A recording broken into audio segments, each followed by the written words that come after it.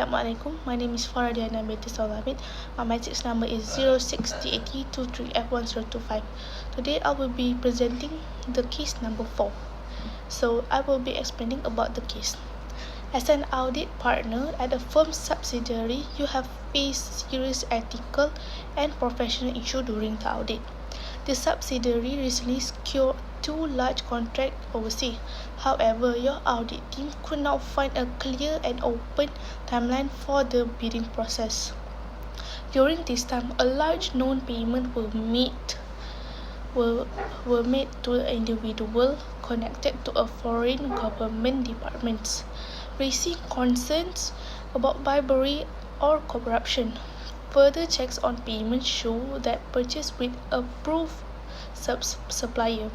This suggests possible fake transaction or false document. Moreover, the subsidiary has incurred hefty fines for breaking environmental law, including excessive carbon emission and improper waste of disposal. Rather than taking corrective steps, management tried to hide this penalty by labeling them as a cost of sales in the financial statement. This misled stakeholders about company actual compliance and environmental performance. This issue points out to a potential illegal activities, record falsification and lack of transparency, and breaches of corporate governance, and all creating a serious ethical dilemma for the auditor. Next, I will be presenting about the identity of the affected parties. First one is the audit partner and audit firm incurs professional risk, including disciplinary action or reputational damage resulting from not addressing the issue with ethics in mind. Shall maintain objectivity and independence in conformity with MIA bylaws. The second one is management of subsidiary company, especially finance director.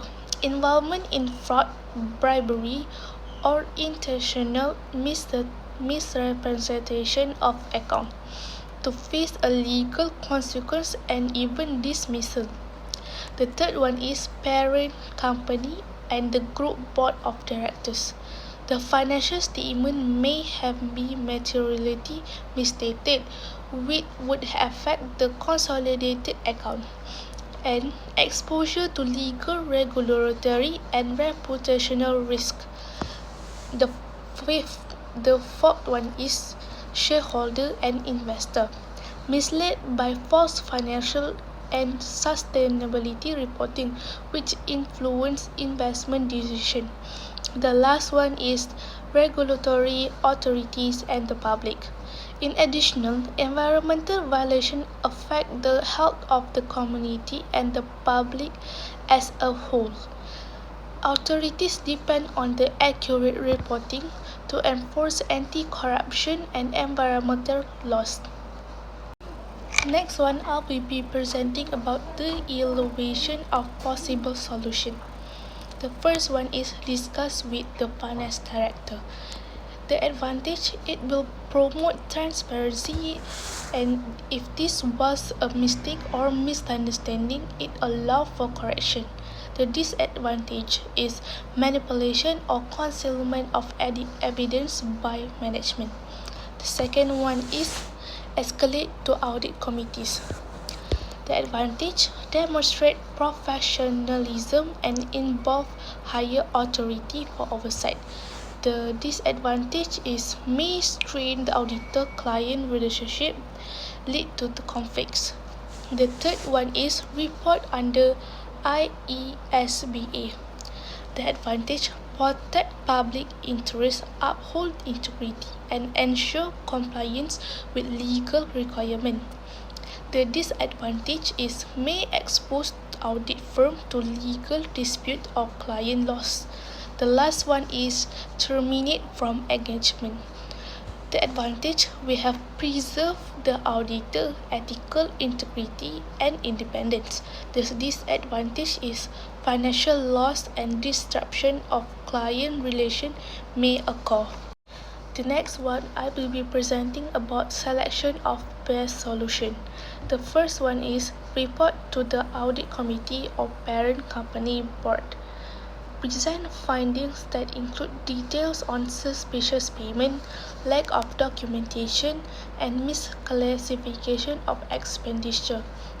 Require the provision of an explanation and corrective action regarding request management. Last, recommend an independent forensic audit. The second one is if the management fails to act or conceal information. The auditor has an ethical and possibly legal obligation to report this matter to regulatory authorities. Malaysian Anti-Corruption Commission (MACC) for suspected bribery, Department of Environment in cases of environmental infringement, MIA Ethics Committee or Audit Oversight Board AOB for unethical accounting practice. The third one is we have modify or withhold the audit opinion. Render a qualified or adverse opinion when the financial statements are materially misstated. Consider disclaimer of opinion insufficient audit evidence cannot be obtained. The last one is withdraw from engagement. If the firm refuses to cooperate or adopt the necessary improvement, then the auditor should withdraw to protect the integrity and independence of the firm. Document all the communication for your defense against future allegation. Okay, next one I'll be presenting about the fundamental principle of ethics MIA bylaws. The first one is integrity, requires honesty, being straightforward. The second one is breach of this principle would include concealing bribery or misclassifying penalties. The second one is objectivity, must be unbiased, with no conflict of interest, undue influence. The pressure from the client to ignore misconduct may impair objectivity.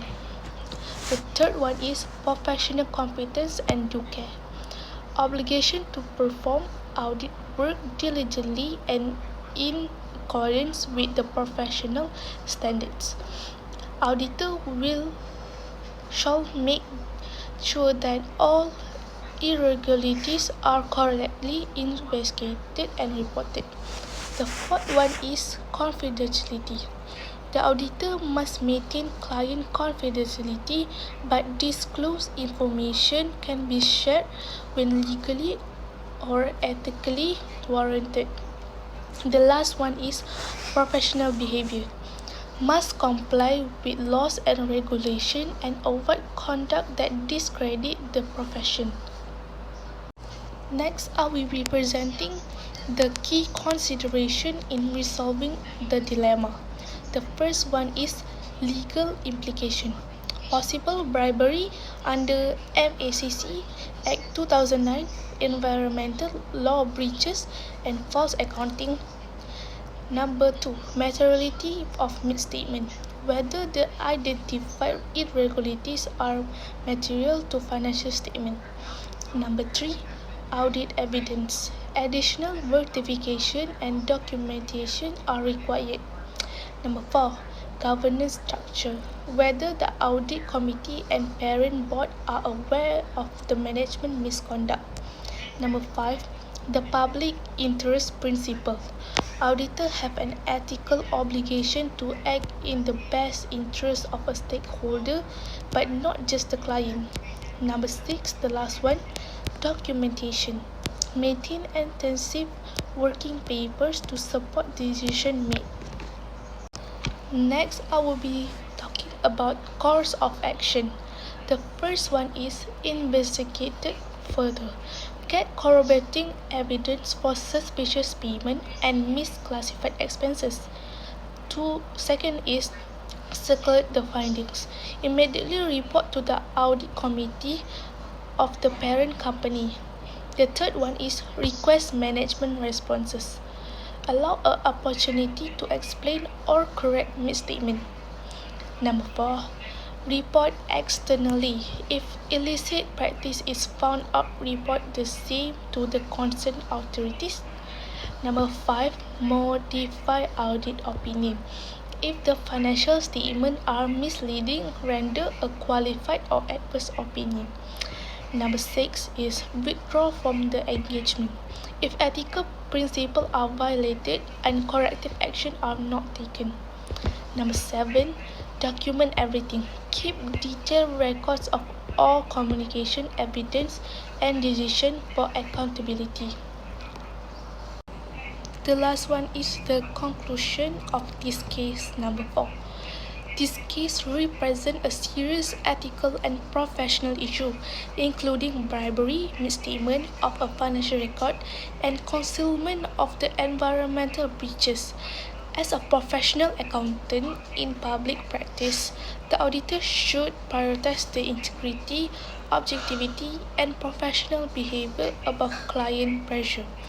By escalating concern appropriately, reporting illegal acts, and taking firm action when ethical principles are compromised. The auditor protects the public interest, maintains professional reputation, and ensures the upholding of MIA bylaws, ethics, and professional conduct. Thank you.